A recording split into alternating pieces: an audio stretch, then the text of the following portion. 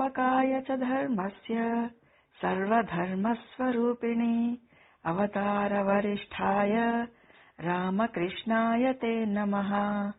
जननीं शारदां देवीं रामकृष्णं जगद्गुरुं पादपद्मे तयो श्रुत्वा प्रणमामि मुहुर्मुहुः। नमः श्रीयतिराजाय विवेकानन्दसूरये सच्चित्सुखस्वरूपाय स्वामिने तापहारिणे। गुरुर्ब्रह्मा गुरुर्विष्णुः गुरुर्देवो महेश्वरः गुरुसाक्षात् परं ब्रह्म तस्मै శ్రీగురవే నమః।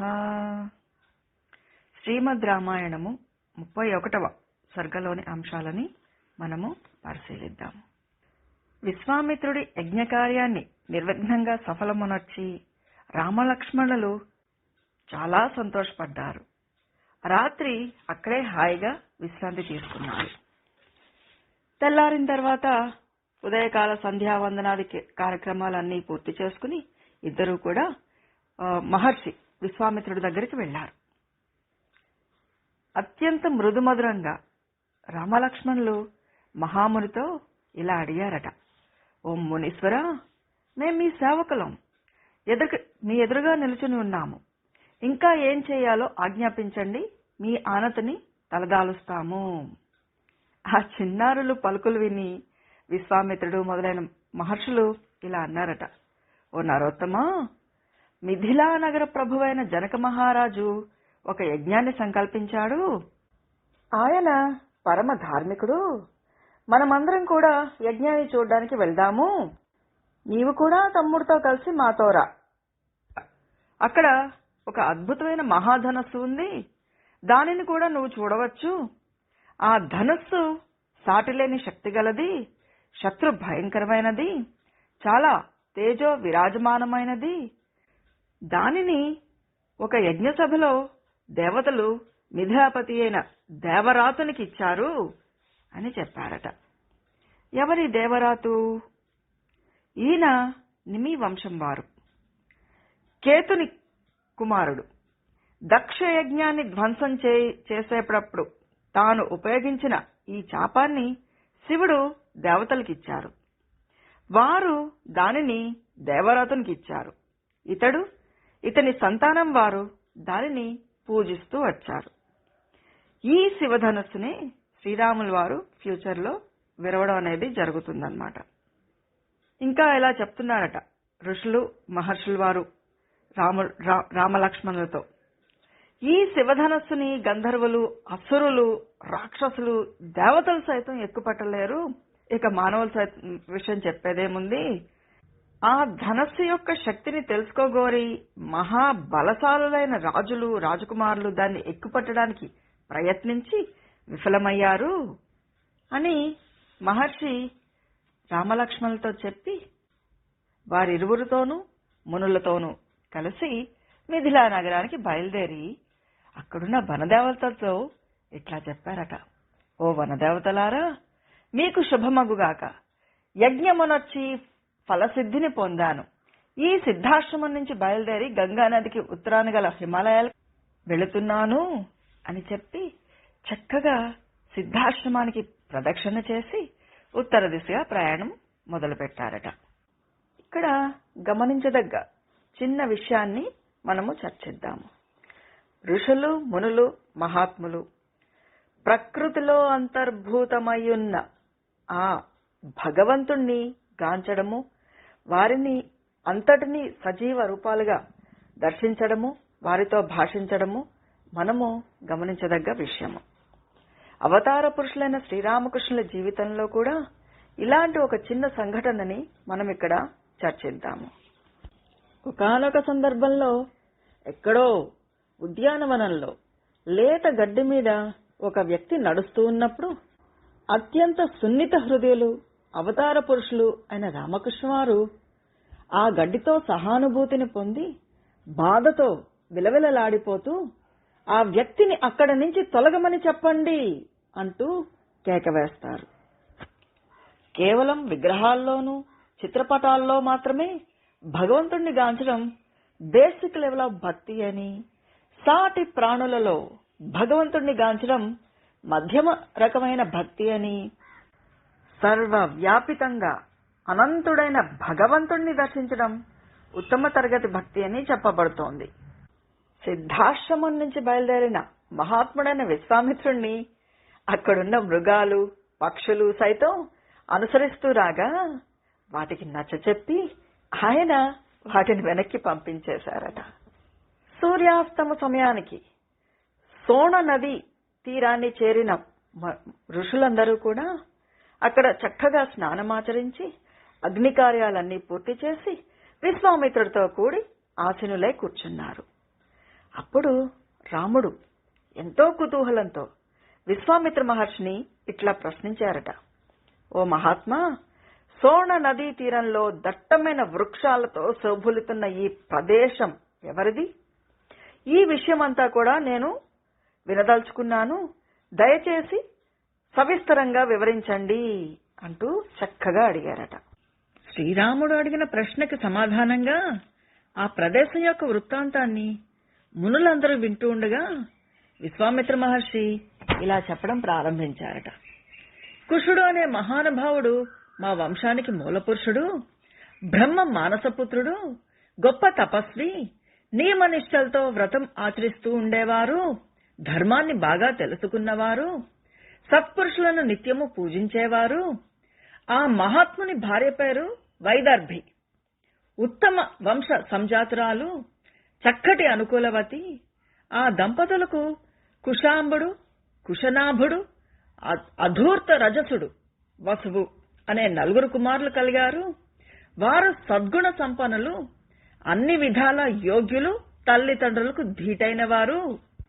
తండ్రి ఆజ్ఞను అనుసరించి ఈ 4 పురాలను ఏర్పాటు చేసుకుని ప్రజారంజకంగా పరిపాలించడం ప్రారంభించారు.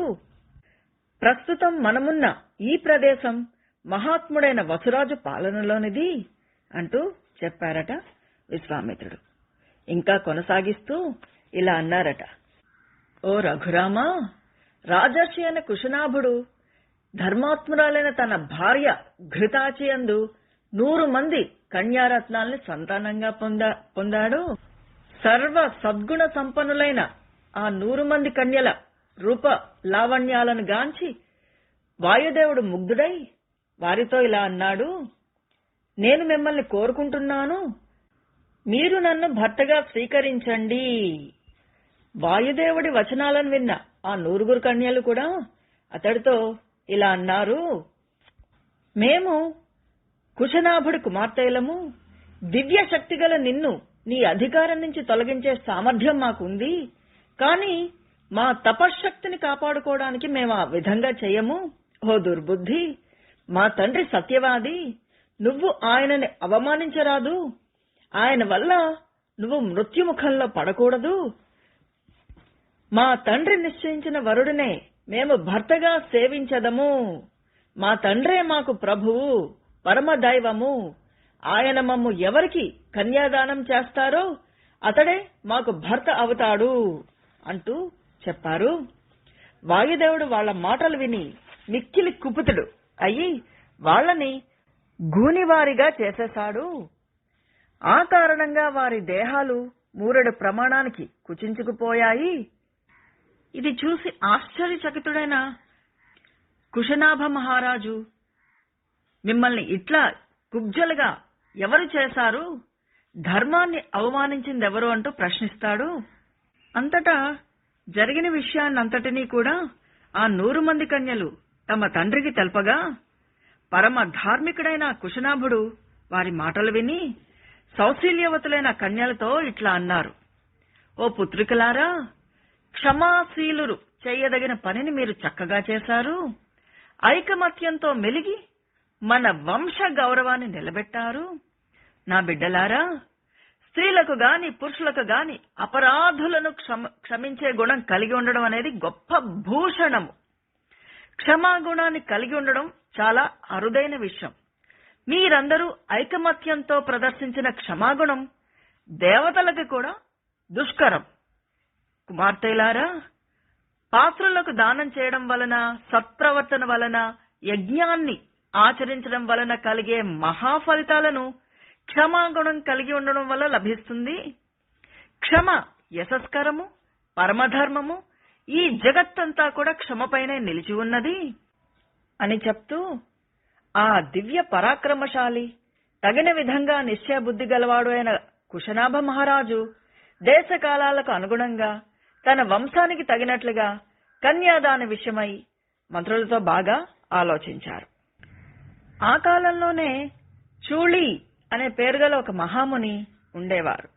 ఆయన ఊర్ధ్వరేతస్కుడు, అంటే ఇంద్రియ నిగ్రహం గలవాడు, సదాచార సంపన్నుడు. ఒకానొకప్పుడు ఆయన బ్రహ్మను గురించి తపస్సు చేస్తూ ఉండగా ఊర్మిళ తనయ అయిన సోమద అనే గంధర్వ స్త్రీ ఆయనకి సపరలు చేస్తూ ఉండేది.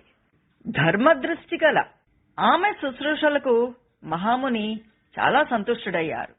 ఆమెతో ఇలా అన్నారు, నీ సపర్యలకు సంతోషించాను, నీకేం కావాలో కోరుకో. దానికి ఆమె ఎంతో మృదుమధురంగా, బ్రహ్మవర్చస్సుతో వెలుగొందుతున్న బ్రహ్మతుల్యుడైన ఓ మహాముని, ఓ ధర్మబుద్ధి, బ్రహ్మజ్ఞానం గల ఒక పుత్రుణ్ణి నాకు ప్రసాదించండి.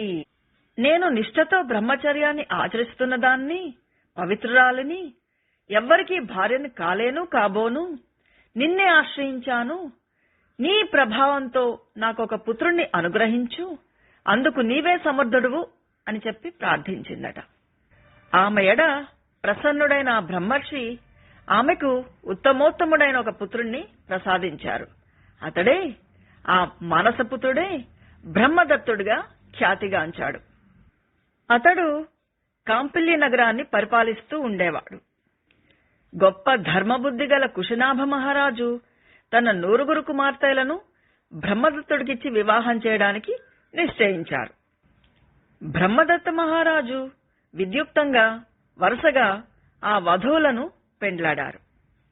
బ్రహ్మదత్తుడితో పాణిగ్రహణమైన అనంతరం ఆ 9 వధువుల గూని స్థితి మాయమైపోయి వారి మనోవ్యతలు తొలగిపోయి వారు తిరిగి నిరుపమాన సౌందర్యవంతులు అయ్యారు.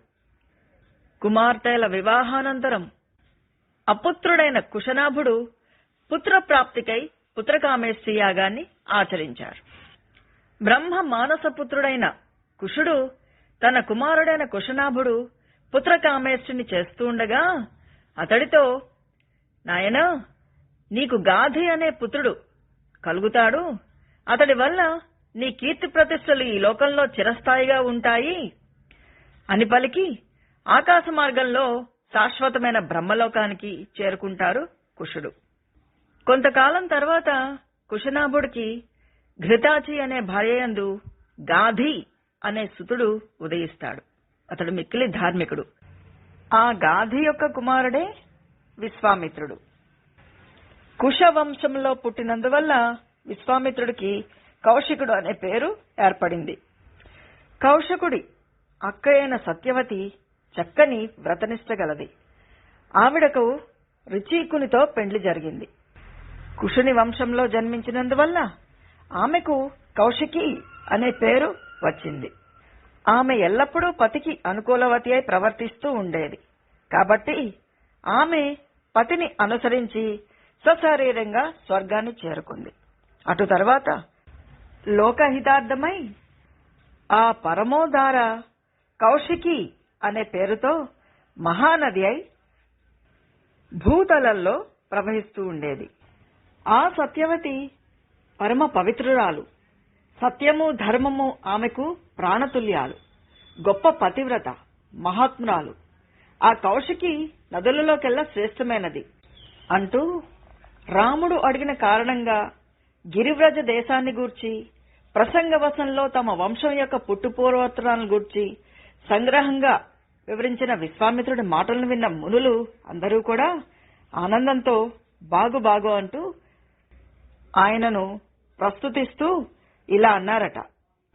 ఓ మహాముని, కౌశిక వంశము మిక్కిలి గొప్పది, ధర్మానికి ఆటపట్టు. ఈ వంశంలో పుట్టిన సర్వోత్తములందరూ కూడా మహానుభావులు, బ్రహ్మతుల్యులు, మహా యశస్వి అయిన ఓ విశ్వామిత్ర, కౌశికులందరిలో నీవింకా గొప్పవాడివి. మీ వంశానికే వన్ని తెచ్చిన కౌశికి సమస్త నదులలో శ్రేష్టమైనది అంటూ ప్రస్తుతించారు. ఆ మునీశ్వరుల మాటలను విన్న గాదిరాజు సంతుష్టుడై నిద్రకు ఉపక్రమించాడు.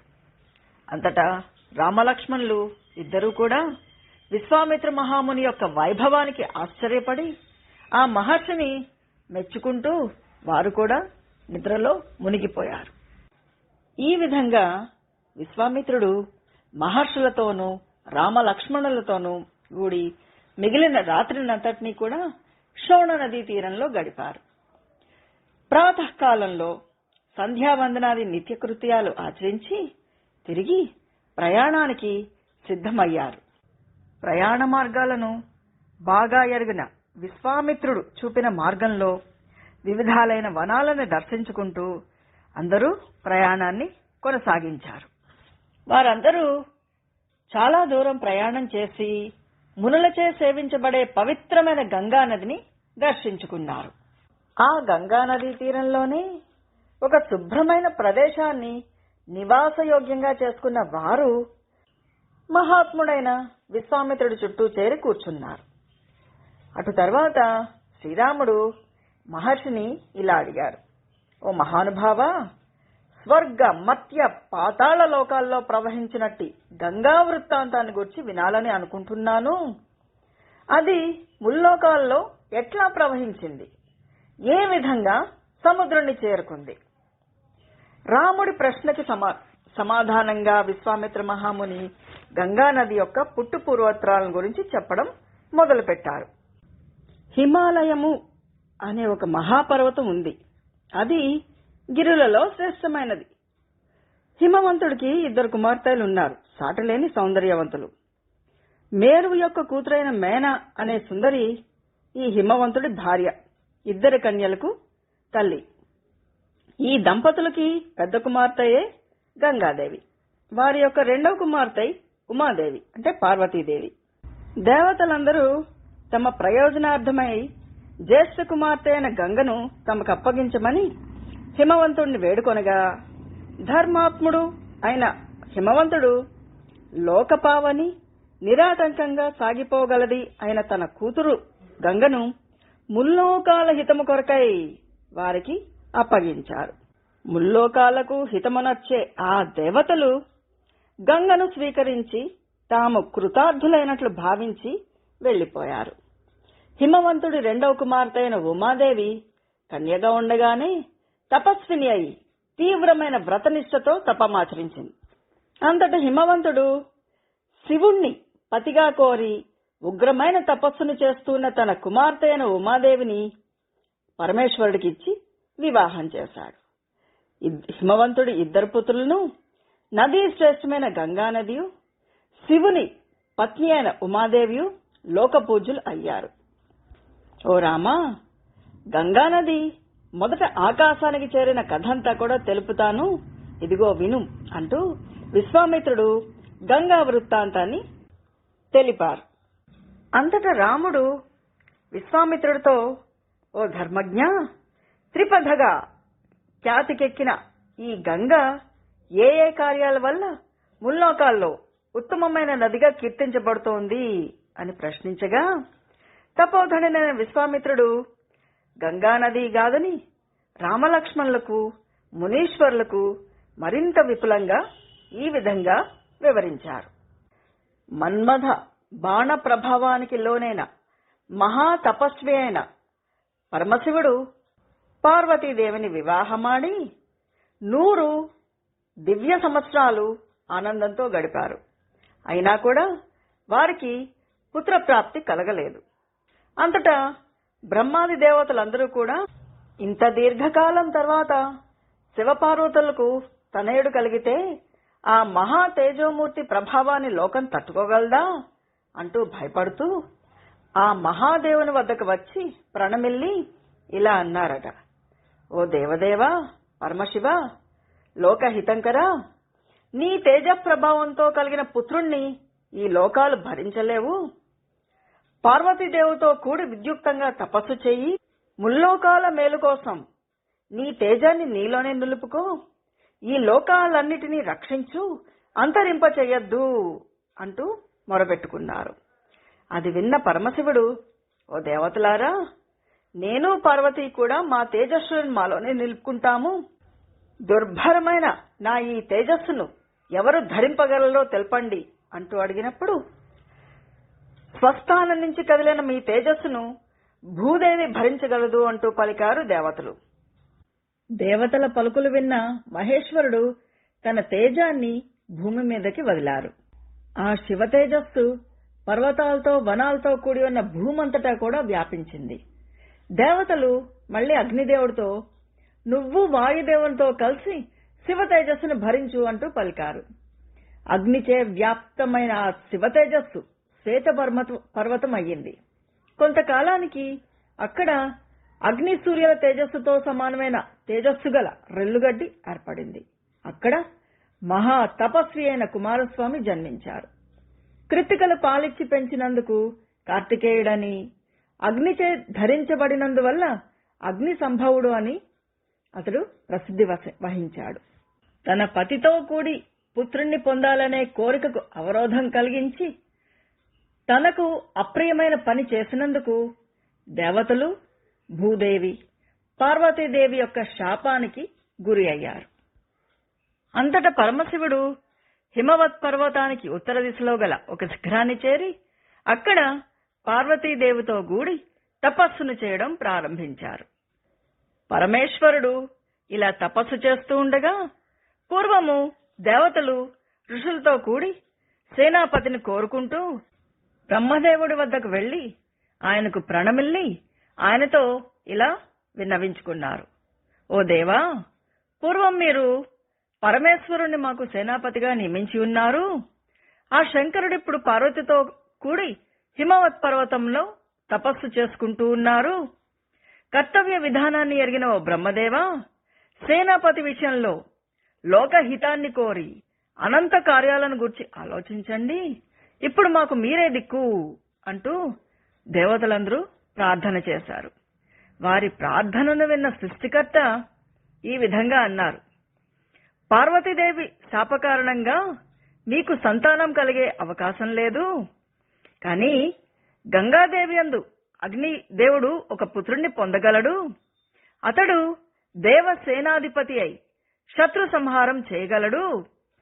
అతడు పార్వతీదేవికి మిక్కిలి ప్రీతిపాత్రుడవుతాడు, ఇందులో సందేహం లేదు అంటూ పలికిన బ్రహ్మదేవుడి పలుకులు విన్న దేవతలందరూ కూడా సంతోషించి ఆయనకు ప్రణమిల్లి పూజించారు. అంతటా దేవతల ప్రార్థనలతో అగ్నిదేవుడు గంగపై వ్యాపింపచేసిన శివతేజంతో గంగా ప్రవాహాలన్నీ నిండిపోయాయి.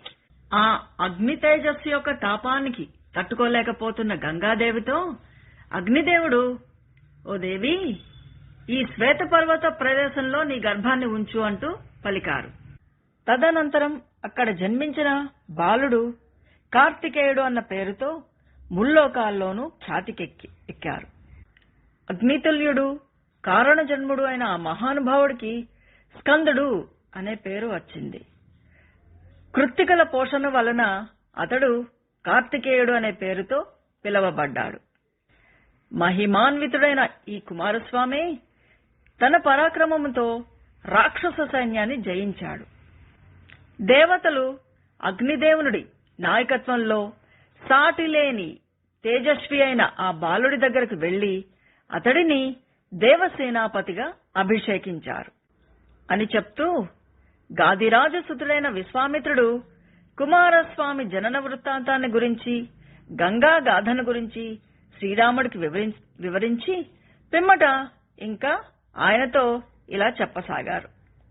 పూర్వం సగరుడు అనే మహారాజు అయోధ్యను పరిపాలిస్తూ ఉండేవాడు. అతడు మహావీరుడు, ధర్మాత్ముడు. అతడికి సంతానం లేకుండడం వల్ల పిల్లల కోసం తపస్సు చేశాడు. విదర్భరాజు యొక్క కుమార్తె కేశిని అనే ఆమె సగరుడి పెద్ద భార్య.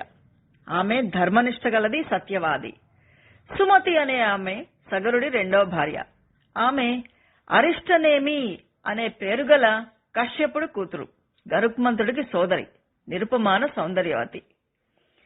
సగర మహారాజు ఈ ఇద్దరు భార్యలతో కలిసి హిమవత్ పర్వతం చేరి అక్కడ ఒక 100 సంవత్సరాలు భృగు మహర్షిని ఆరాధిస్తూ తపస్సుని చేశారు. అతడి తపస్సుకు మెచ్చిన ఆ మహాముని అతనితో ఇలా అన్నారట, పుణ్యాత్ముడైన మహారాజా, నీకు పెక్కుమంది పుత్రులు కలుగుతారు. లోకంలో నీ కీర్తి ఇనుమడిస్తుంది. నీ ఒక భార్య యందు వంశానికి వన్నె తెచ్చే ఒక పుత్రుడు ఉదయిస్తాడు. రెండవ భార్యలో 60,000 మంది పుత్రులు జన్మిస్తారు అంటూ చెప్పారట. ఆ మహాముని వచనాలు విన్న భార్యలిద్దరూ కూడా ఎంతో సంతోషించి ఆయనకి నమస్కరించారు. భృగు మహర్షి మాటలు విన్న సగరుడి పెద్ద భార్య అయిన కేశిని వంశకర్త అయిన ఒక కుమారుణ్ణి కోరుకుంది. సగరుని రెండవ భార్య గరుక్మంతుని సోదరి అయిన సుమతి మహోత్సాహులను కీర్తి ప్రతిష్టలు గలవారు అయిన 60,000 మంది పుత్రుల్ని కోరుకుంది.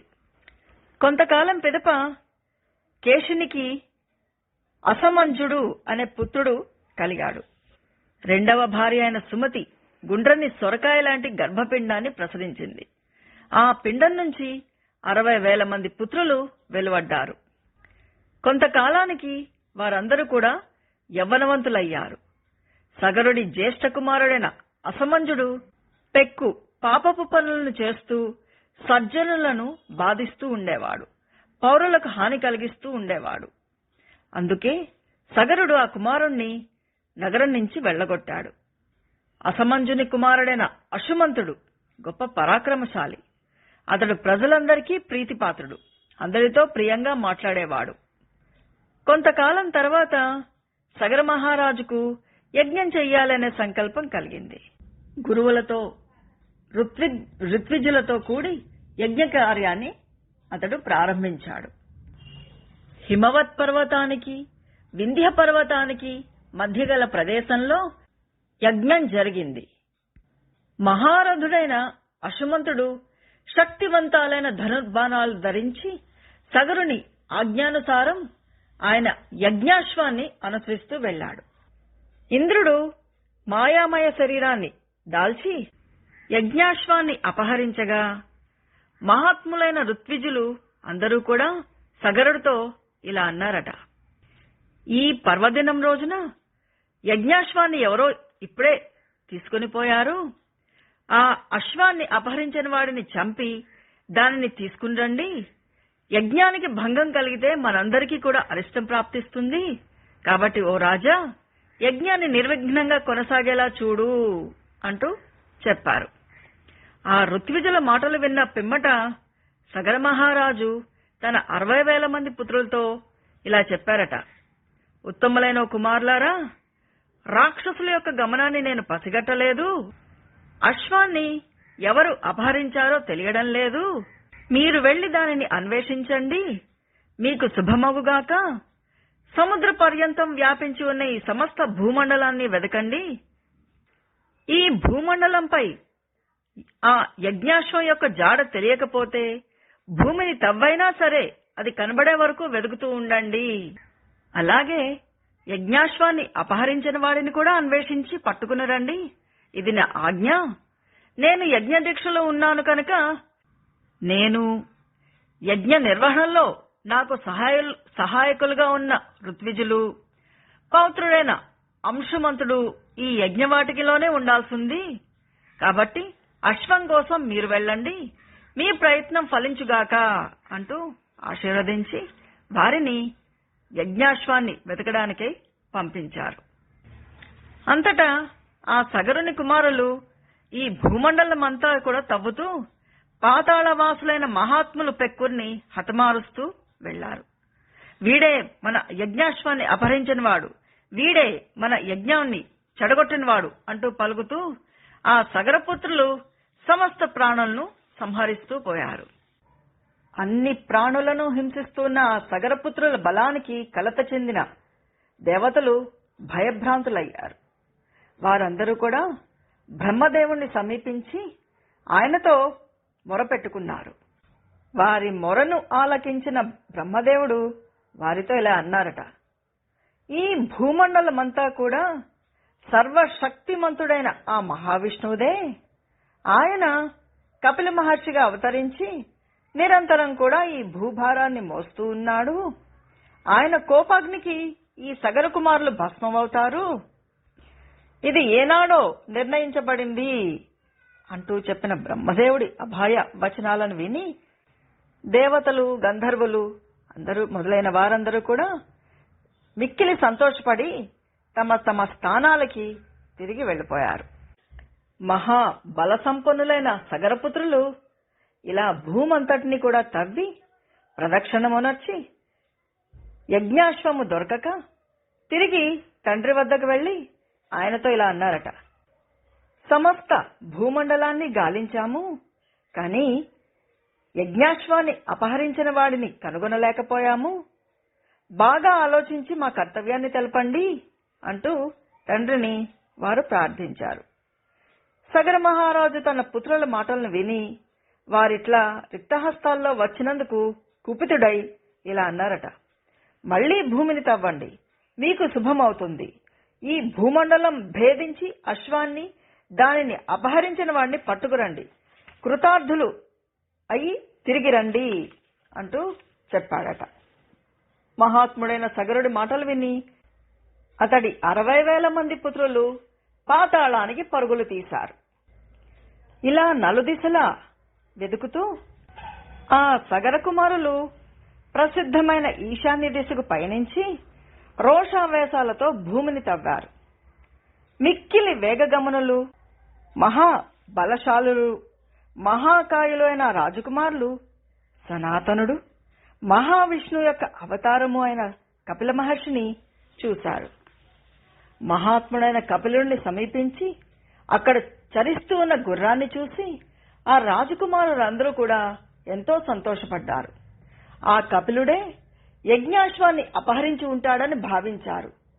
క్రోధంతో గుడ్లురుముతూ గడ్డపారలను, నాగళ్లను, వివిధ వృక్షాలను, శిలలను పట్టుకుని ఆగుము ఆగుము అంటూ పలుకుతూ క్రోధావేశములతో ఆ కపిలుని మీదకి పరుగులు తీశారు.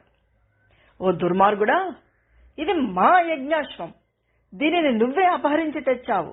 ఇక్కడికి వచ్చిన మేమందరం కూడా సగరపుత్రులమని తెలుసుకో అంటూ పలుకుతూ కపిల మహర్షి మీదకి దుమికారు.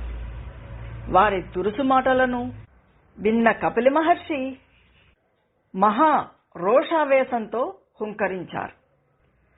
మిక్కిలి మహిమాన్వితుడైన ఆ కపిలుని యొక్క హుంకారానికి సగర కుమారులు అందరూ కూడా భస్మమైపోయారు. ఇంతటితో 31వ సర్గ నుంచి 40వ సర్గ వరకు పూర్తి అయింది.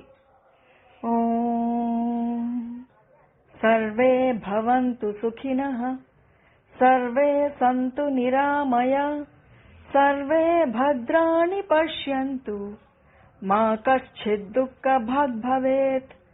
ఓం శాంతి శాంతి శాంతి. హరి ఓం తత్సత్. శ్రీరామకృష్ణార్పణమస్తు.